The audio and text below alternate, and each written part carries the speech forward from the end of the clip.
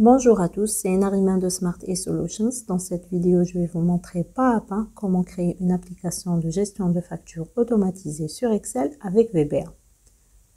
Vous avez été nombreux à me demander une formation complète après avoir vu la démo sur TikTok. Donc c'est parti, on va tout construire ensemble.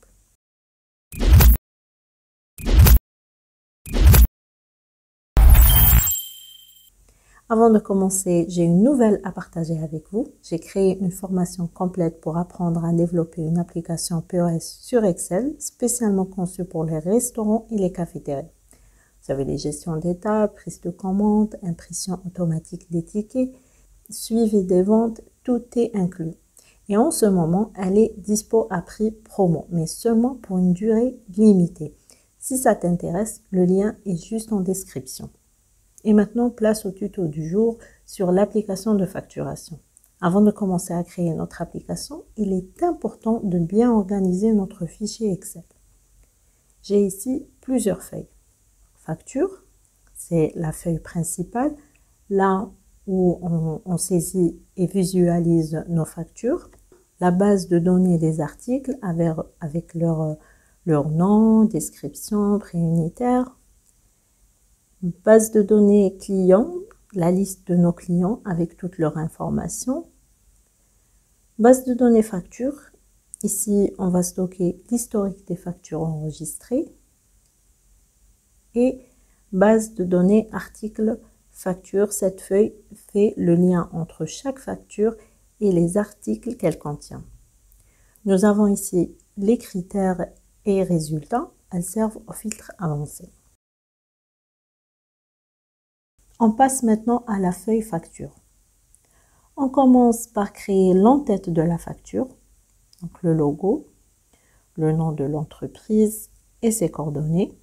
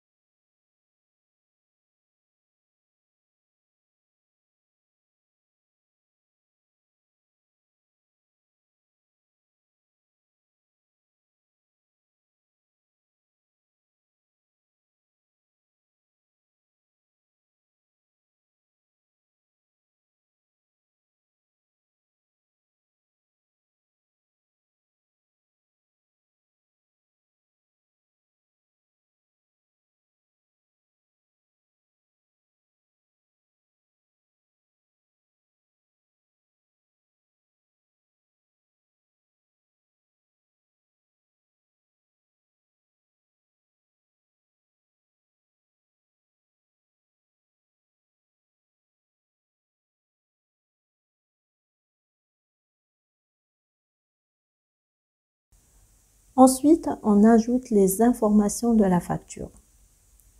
Le numéro de facture, date de facturation, délai de paiement, coordonnées du client et bien sûr le tableau des articles avec l'article, la description, la quantité, le prix unitaire et le total. Et on ajoute aussi les bordures.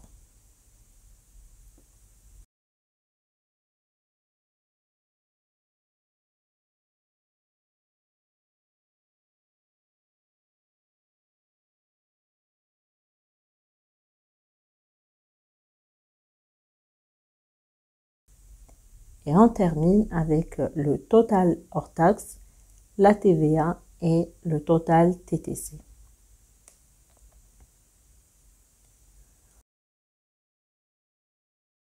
On ajoute maintenant les boutons avec leur icône qui vont déclencher nos macros. Donc, on aura ajouté une nouvelle facture.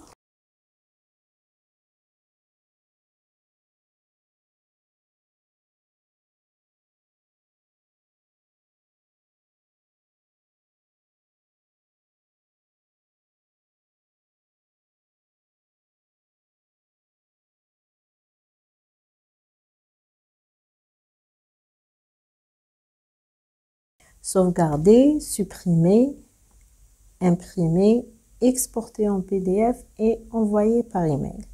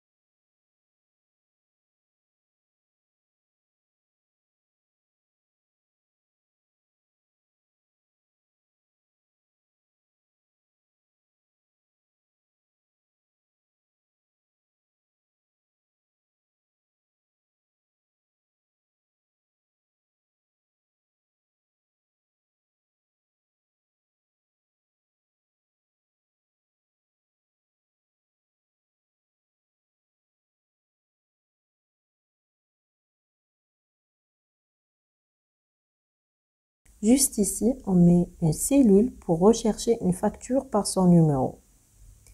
Et ici, une cellule pour l'adresse email du client.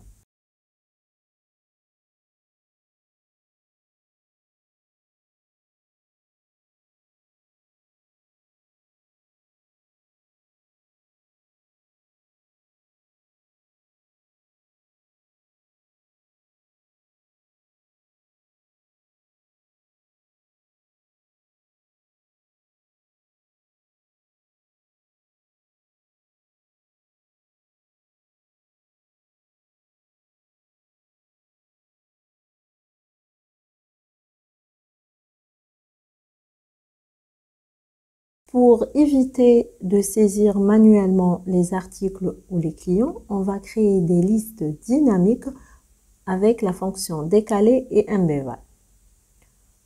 On crée donc une liste d'articles.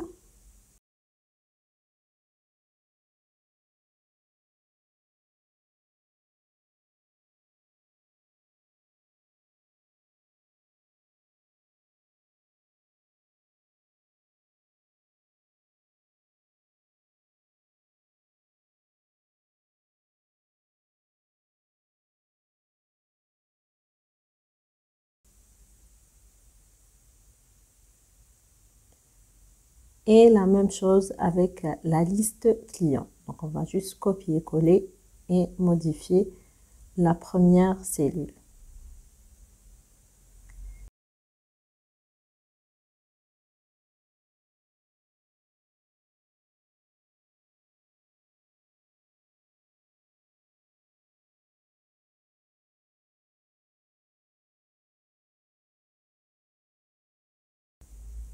Et une liste pour les numéros de facture.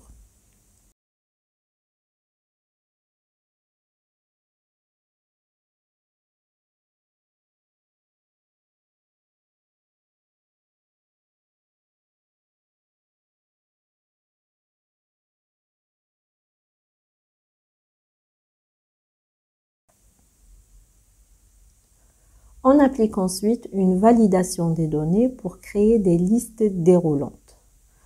Pour cela, on va aller dans Données, puis Validation des données. Choisissez Liste, cliquez sur F3 et sélectionnez la liste des clients.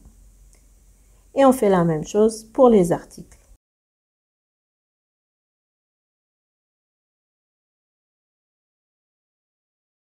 Ensuite, on ajoute la formule pour calculer automatiquement le total de chaque article. Quantité multipliée par prix unitaire.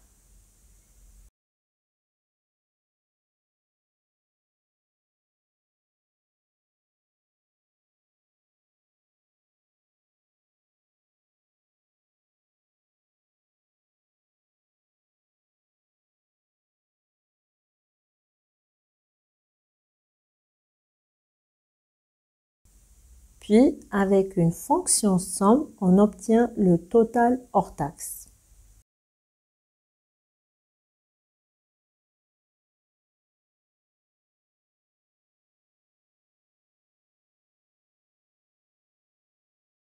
Pour la TVA, on multiplie le total hors taxe par le taux de TVA.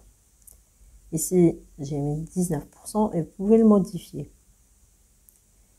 Et enfin, le total TTC est simplement total hors taxe plus TVA.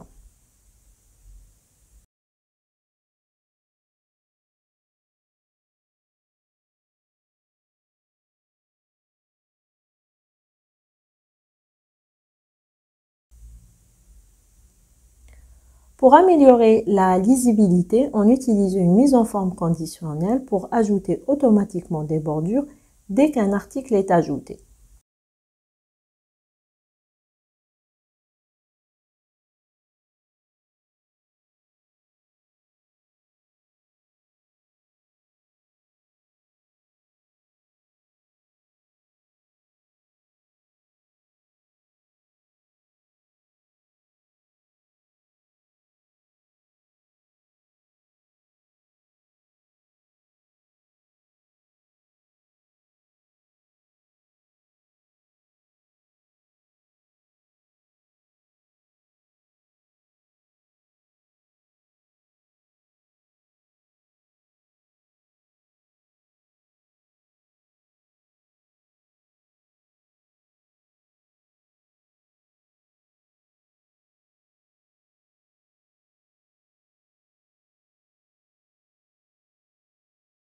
On veut maintenant automatiser la récupération des informations dès qu'on sélectionne un client ou un article.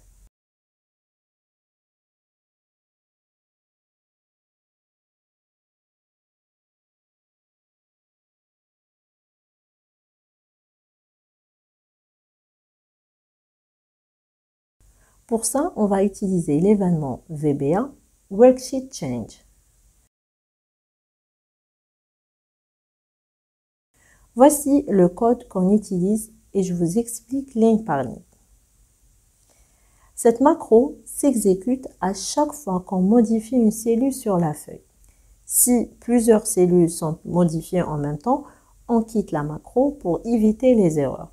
Quand on sélectionne un client, si la cellule modifiée est C4, celle-ci contient le nom du client, on recherche le nom du client dans la base de données, on stocke le numéro de ligne où il se trouve, on remplit automatiquement les cellules avec les informations du client.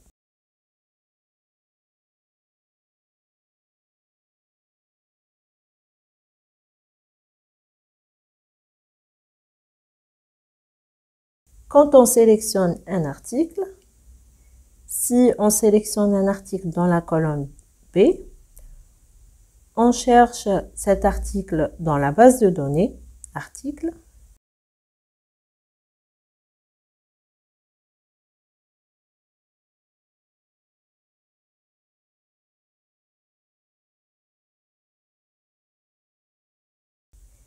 Dès que l'article est trouvé, ces informations sont remplies automatiquement.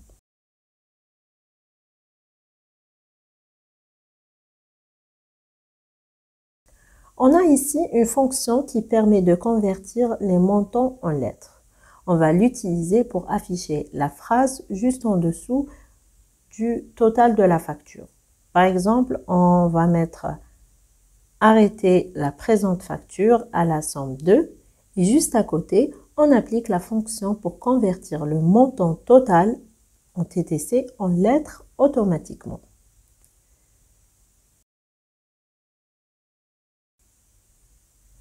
Maintenant, on va passer à la création des macros pour chaque bouton. En commençant par ajouter une facture. Pour ça, on va dans l'éditeur VBA, on insère un nouveau module et on commence par déclarer les variables nécessaires, puis on écrit notre code. On commence par dire que toutes les actions qui suivent vont s'appliquer à la feuille principale, qui est la feuille 1. Cette ligne permet de vider toutes les anciennes informations de la facture, donc les données du client, les articles saisis, les montants, tous les cellules utilisées dans la feuille pour la génération de la facture.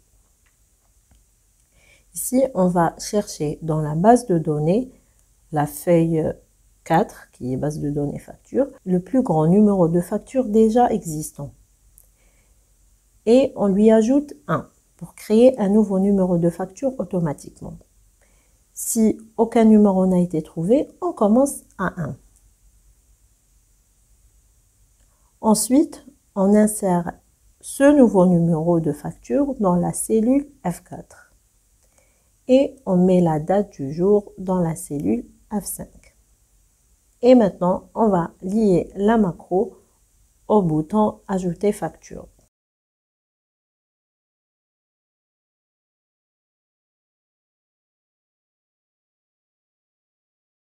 L'idée maintenant, c'est que lorsqu'on remplit une facture et qu'on clique sur le bouton « Sauvegarder », toutes les informations soient enregistrées automatiquement dans notre base de données.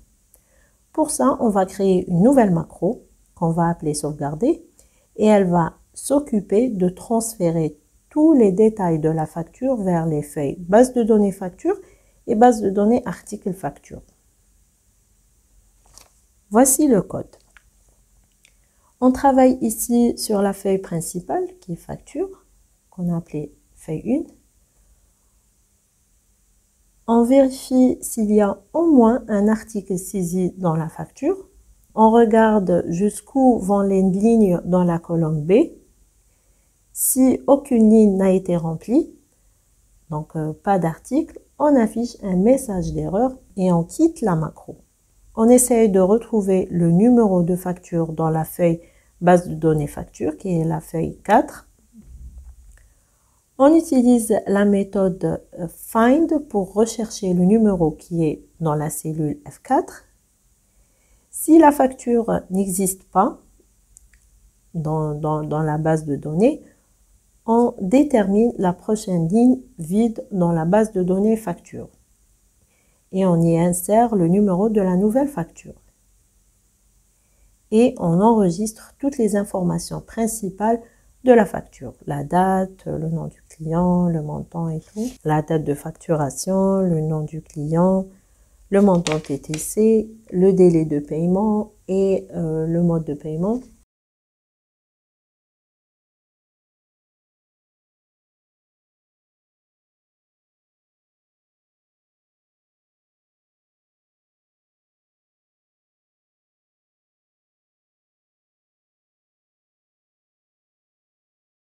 On parcourt maintenant chaque ligne d'article de la facture, de la ligne 12 jusqu'à la dernière ligne renseignée.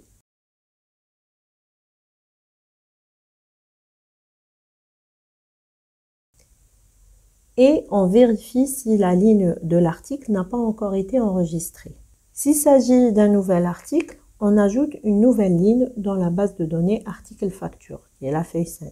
On y insère le numéro de facture, la ligne de l'article dans la feuille et on note la ligne Excel avec ligne pour d'éventuels suivis. Sinon, si l'article a déjà été sauvegardé, on récupère la ligne correspondante dans la base de données et on copie ensuite les détails de l'article. Donc on a l'article, la description, la quantité et le prix unitaire.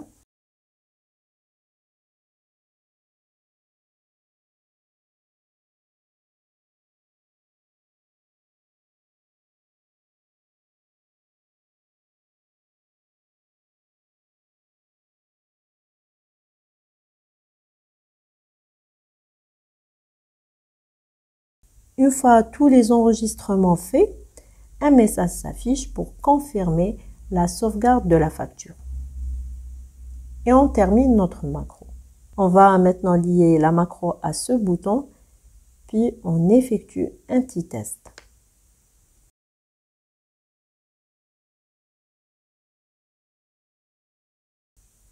Et voilà, la facture est bien enregistrée dans la base de données.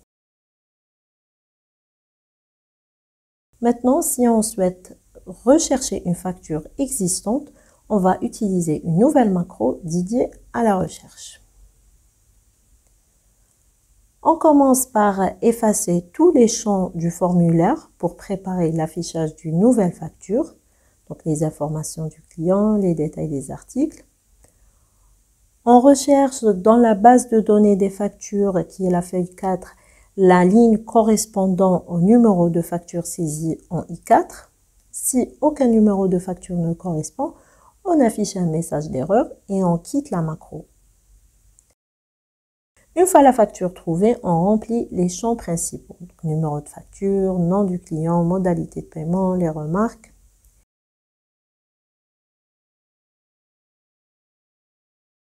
On passe maintenant à la feuille qui contient la base des articles liés aux factures. On identifie la dernière ligne remplie, puis on quitte si la base ne contient aucun article. On utilise un filtre avancé pour copier uniquement les lignes des articles qui correspondent à la facture demandée, selon les critères définis dans la plage 1.2, 1.3. Le résultat est collé dans la plage de Q2, V2. On vérifie s'il y a bien des résultats, sinon on quitte la macro. Pour chaque ligne d'article récupérée, on copie les détails de l'article, donc description, prix, quantité, total, vers la facture. Et on restaure également la ligne dans la colonne G pour le suivi.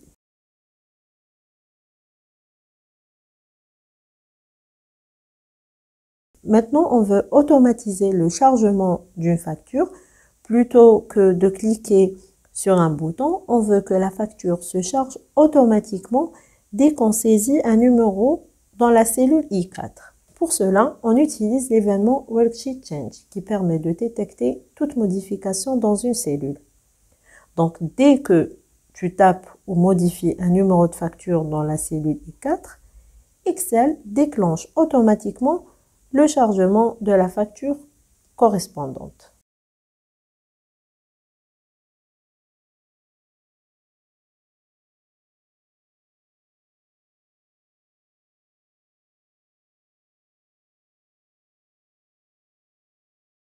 Pour éviter d'afficher ces données tout en les gardant actives dans le fichier, on va simplement masquer leur contenu visuellement. Pour cela, c'est très simple. On sélectionne la colonne, on va aller à Format de cellule, Personnaliser et dans le champ de format, on saisit 3 points virgule. C'est une petite astuce très pratique pour garder un fichier propre tout en gardant certaines informations en arrière-plan. Passons maintenant à la macro qui va nous permettre de supprimer une facture. Cette macro permet de supprimer une facture existante ainsi que tous ces articles enregistrés dans la base de données.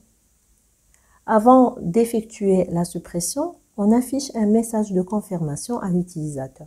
Si l'utilisateur clique sur non, la macro s'arrête immédiatement. On recherche la ligne de la facture à supprimer dans la feuille 4 en se basant sur le numéro de facture saisi dans la cellule F4. La gestion d'erreur évite un plantage si la facture n'est pas trouvée. Si la facture n'existe pas dans la base de données, on saute la suppression et on passe directement à la relance d'une nouvelle facture. On supprime la ligne correspondant à la facture trouvée dans la feuille 4 et on passe maintenant à la feuille des articles de facture, qui est la feuille 5. On détecte la dernière ligne remplie dans la base des articles. S'il n'y a pas d'article, on sort de la procédure. Sinon, on filtre les articles correspondant à la facture à supprimer, selon le critère placé dans la cellule 1.3. Qui est le numéro de facture. On vérifie qu'il y a bien des résultats. Sinon, on passe à la suite sans continuer la suppression des articles. Maintenant, on boucle sur tous les articles de cette facture et on vide les cellules de chaque ligne correspondante dans la base d'articles. Si la base d'articles contient moins de 5 lignes après, on arrête ici pour éviter un tri inutile. Sinon, on trie la base d'articles. À la fin, on relance automatiquement la macro facture ajouter nouveau.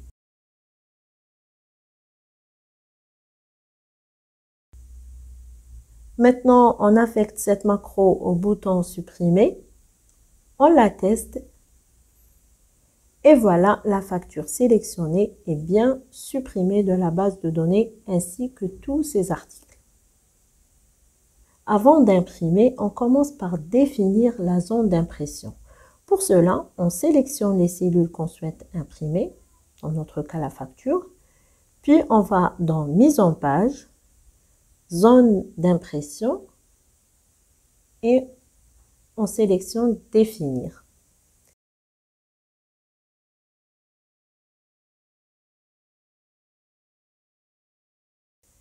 Maintenant, passons au code VBA.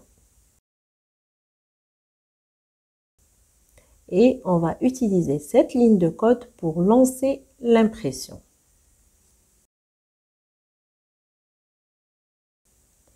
Il ne reste plus qu'à affecter cette macro au bouton Imprimer, tester, et voilà, ta facture maintenant est prête à être imprimée automatiquement en un clic. On passe maintenant à la macro qui va nous permettre d'exporter la facture en PDF. On construit le chemin et le nom du fichier PDF. Donc, This Workbook Path récupère le dossier où se trouve le fichier Excel. Puis, on a le nom du client qui est dans la feuille 1 C4 et le numéro de facture qui est dans la feuille 1 dans la cellule F4. Et on exporte la feuille active au format PDF. On affecte la macro, on teste et voilà notre fichier PDF. Maintenant, on passe à la dernière macro qui va nous permettre d'envoyer le fichier PDF au client par email automatiquement. Donc, on commence par déclarer les variables. Donc, on déclare 2 objets Outlook pour gérer l'envoi de l'email, ainsi qu'une variable pour le nom du fichier PDF. On définit le chemin du fichier PDF avec l'extension .pdf. On exporte la feuille en PDF sans l'ouvrir automatiquement. On crée une instance de l'application Outlook et un nouvel email et on configure le mail à envoyer. Donc, on a l'adresse email du client qui est récupérée dans la cellule I6, l'objet du mail qui est le numéro de la facture, le texte du message qui est personnalisé avec le nom du client et on attache le fichier PDF en mail. Après, on affiche le mail pour pouvoir le vérifier avant de l'envoyer. Voilà, il ne reste qu'à affecter cette dernière à ce bouton. On teste et voilà, notre mail est créé automatiquement. Et voilà, grâce à toutes ces macros, on a maintenant une application de facturation 100% automatisée sur Excel. Remplissage automatique, recherche et suppression de factures, impression, export PDF et envoi par email en un clic. Et si tu veux aller encore plus loin, j'ai une formation complète pour t'apprendre à créer une application POS sur Excel, dédiée à la gestion d'un restaurant ou d'une cafétéria. Vous aurez prise de commande, gestion des tables, suivi des ventes, impression automatique des tickets, etc. Et en ce moment, elle est disponible à prix promotionnel pour une durée limitée. Le lien est en description. Merci pour ton attention et à très bientôt pour une nouvelle vidéo.